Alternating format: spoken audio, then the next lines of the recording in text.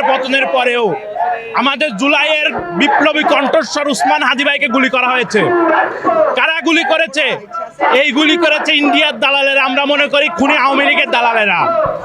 এই নিকৃষ্ট কাজের পরেও আমাদের অথর্ব মাজাভাঙ্গা স্বরাষ্ট্র উপদেষ্টা সে 50 লাখ টাকার পুরস্কার ঘোষণা করে, যারাই খুনিকে ধরে দিতে পারে তাকে 50 লাখ টাকা দেওয়া হবে। তাহলে রাষ্ট্রের 50 লাখ টাকা যদি সাধারণ মানুষকে দিয়ে খুনি ধরাতে হয়, তাহলে তোর যে পুলিশ বাহিনী, তোর যে বাহিনীকে তুই কেন বেতন দিয়ে পুষাছিস? আমাদের ডাকসুর বিপিন নেতৃত্বে আমাদের এজিএস সহ বিভিন্ন ডাকসু নেতৃবৃন্দ সমন্বয় 10 সদস্যের প্রতিনিধি দল এই স্বরাষ্ট্র উপদেষ্টার সাথে কথা বলতে গেছে। এই স্বরাষ্ট্র উপদেষ্টা যদি যথাযথ জবাব না দিতে পারে, সন্তোষজনক জবাব না দিতে পারে, আমরা নির্দিষ্ট টাইম বেঁধে দিব। সেই টাইমের ভিতর যদি এই খুনি অপরাধীকে যদি গ্রেপ্তার না করতে পারে, তাহলে এই অথর্ব মাজাভাঙ্গা পেঁয়াজ উপদেষ্টা তার যথাযথ জবাব পাবে ইনশাল্লাহ।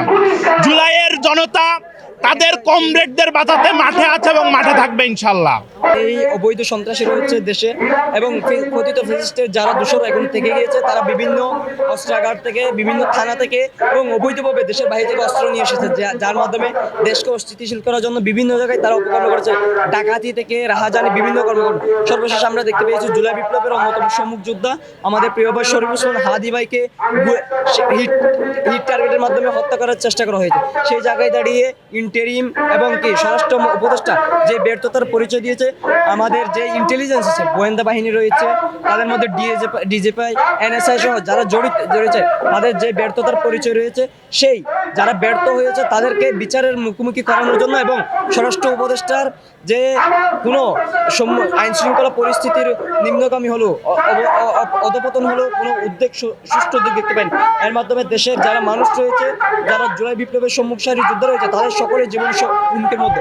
সেই জায়গায় দাঁড়িয়ে দেশের আইন শৃঙ্খলা পরিস্থিতি উন্নয়নের জন্য এবং যারা জুলাই প্রজন্ম আছে তাদের নিরাপত্তা নিশ্চিতের জন্য আমরা চাই হচ্ছে এই আইন শৃঙ্খলা পরিস্থিতি উন্নত করতে হবে এবং একই সাথে যারা সন্ত্রাসী রয়েছে তাদেরকে গ্রেপ্তার করতে হবে এবং সারা দেশে যারা অবৈধ অস্ত্রের অধিকারী, যারা অবৈধ অস্ত্রের মালিক রয়েছে, তাদেরকে খুব দ্রুত সময়ের মধ্যে একটা সারাশি তল্লাশি চালিয়ে তাদেরকে গ্রেপ্তার করতে হবে। এবং সর্বশেষ আমাদের যে দাবি সেটা হচ্ছে শরীফ ওসমান হাদি ভাইয়ের যারা হত্যা চেষ্টাকারী তাদেরকে অতি দ্রুত সময়ের মধ্যে গ্রেপ্তার করে আইনের আওতায় আনতে হবে এবং এদের সাথে যারা জড়িত, সেটা কথিত ফ্যাসিস্ট লীগের সাথে ভারতের দালাল যারা আছে, রয়ের এজেন্ট এবং ডিজিপি, এনএসআই যে সমস্ত কর্মকর্তা জড়িত, তাদের সকলকে আমরা বিচারের মুখোমুখি করতে চাই।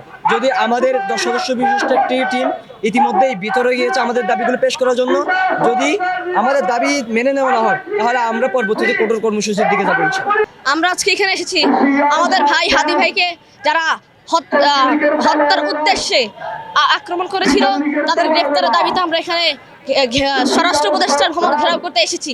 কেন আমাদের হাদি ভাইয়ের উপরে হামলা চালানো হবে এবং যে হামলা চালিয়েছে দাউদ ওসমান, তাকে কেন র্যাব গ্রেফতারের পরেও 2 মাস আগে ছাড়া হলো? এই তাদেরকে গ্রেফতারের দাবিতে আমরা বিচার করার জন্যই স্বরাষ্ট্র উপদেষ্টার ভবন ঘেরাও দিয়েছি।